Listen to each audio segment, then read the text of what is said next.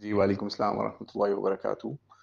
یہ جو آپ کا سوال ہے کہ کیا اصحاب کہف کا کتا جو ہے وہ جنت میں جائے گا یا نہیں، اور آپ نے ایک فتویٰ بھی شیئر کیا ہے، اور یہ غالباً دیوبندی علماء کا ہے، دارالافتاء جامع بنوریہ کا، بنوری ٹاؤن کے جو بڑا مشہور مدرسہ ہے اس کا۔ تو بلکہ اس کے علاوہ دارالعلوم دیوبند انڈیا سے بھی یہی فتویٰ اسی قسم کا چھپا ہوا ہے کہ اصحاب کہف کا کتا جو ہے وہ جنت میں جائے گا، اور بلکہ انہوں نے اور بھی کچھ جانوروں کا ذکر بھی کیے ہوئے ہیں۔ ایسی روایات بھی اکثر دیوبندی اور بریلوی کتابوں میں مل جاتی ہیں، لیکن بہرحال وہ کوئی ایسی پکی سند کے ساتھ نہیں ملتی ہیں ایسی باتیں کہ ہم اس کے اوپر یہ بات کہہ سکیں کہ واقعی ہی یہ جو اصحاب کہف کا کتا ہے وہ جنت میں جائے گا یا نہیں جائے گا، اگر جائے گا تو کس صورت میں جائے گا، یا اللہ تعالیٰ اس کو کسی خاص شکل میں بنا کے بھیجیں گے، انسانی شکل میں یا کوئی اور بلکہ اور جانوروں کے بارے میں بھی اسی طریقے سے ہے۔ کئی لوگوں نے تو وہ حضرت یعقوب علیہ السلام کے سے ریلیٹڈ کوئی بھیڑیے کا بھی دعویٰ ہے، وہ بھی جائے گا، جو زہر کا گدھا بھی جائے گا، اور اس طرح کے کئی جانوروں کا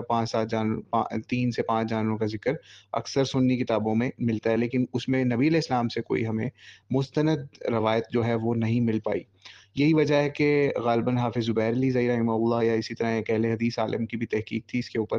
انہوں نے بھی ان روایات کے اوپر بات کی تھی کہ جو اکثر سنیوں نے لی ہیں، اور کہا کہ جناب اس سے لگتا ہے جیسے جائے گا، لیکن وہ بے سند روایات تھی، اس وجہ سے انہوں نے یہی کہا تھا کہ ہمارے پاس کوئی ایسی دلیل نہیں جس سے ہم یہ بات کہہ سکیں کہ اصحاب کہف کا کتا جو ہے وہ جنت میں جائے گا یا نہیں جائے گا۔ بہرحال یہ تو اللہ کریم کے فیصلے ہیں کہ اللہ تعالیٰ کس کو جنت میں بھیجے گا، کس شکل میں بھیجے گا، کس فارم میں بھیجے گا۔ جب ہم وہاں جائیں گے انشاءاللہ تعالیٰ تو وہاں جا کے دیکھ لیں گے، اللہ کرے کہ ہمیں دکھا دے کہ وہ ہے جنت میں یا نہیں ہے، یا کس شکل میں ہے۔ اور باقی آخری بات، اور جو سب سے زیادہ امپورٹنٹ بات ہے، وہ یہ کہ مجھے بھی افسوس ہو رہا تھا کہ یہ 2-3 منٹ میں نے یا 5 منٹ اس کے اوپر اصحاب کہف کے کتے کے اوپر بولنے پہ لگا دیے۔ جب ہم اصحاب کہف کا واقعہ پڑھتے ہیں نا سورۃ الکہف کے اندر، تو جس نے یہ سورۃ الکہف کا واقعہ پڑھا ہوگا اور اس نے اس سے کچھ سمجھا ہوگا، ٹھیک ہے، سمجھا ہوگا، تو اس کو یہ چیز پتہ چل جائے گی کہ ہمیں اس واقعے کے اندر کتے سے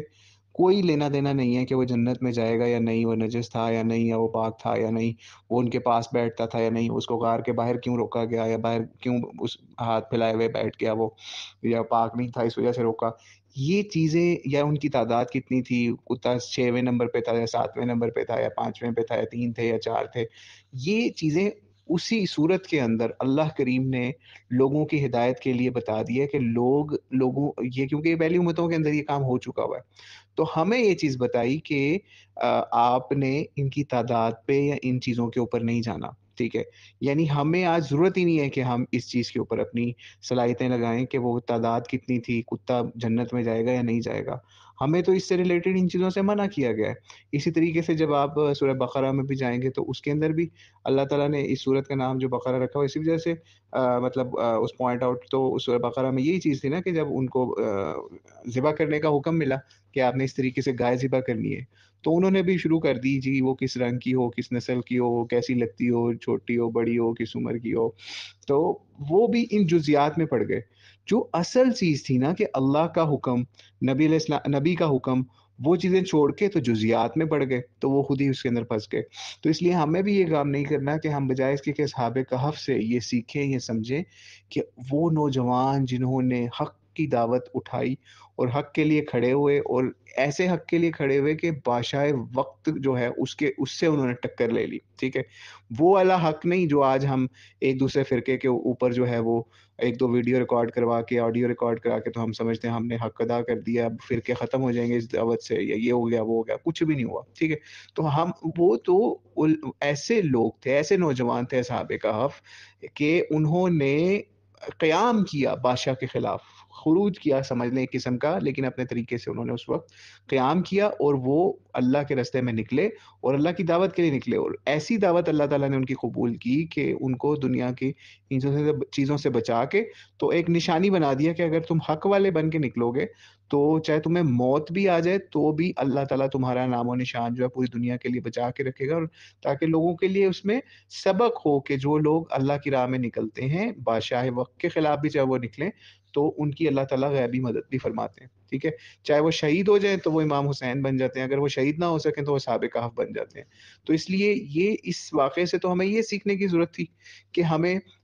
جو بھی طاغوتی حکمران ہوگا یا طاغوتی طاقتیں ہوں گی ان کے خلاف کھڑے ہونا ہے، اللہ کے دین کے لیے صرف، اپنی مسلک کے لیے نہیں، اپنی مسند کے لیے نہیں، اپنے اقتدار کے لیے نہیں، نہیں، ہمیں تو صرف اللہ کے اللہ کے اقتدار کے لیے، اللہ کے دین کے اقتدار کے لیے، اللہ کے دین کو غالب کرنے کے لیے کھڑا ہونا ہے۔ اگر کوئی ایسا کر سکتا ہے تو اصحاب کہف سے ضرور اپنے سبق نکالے، سیکھے، ان کے کتے پہ نہ رہے، ان کے کتے کے جنت دوزخ کے فیصلے نہ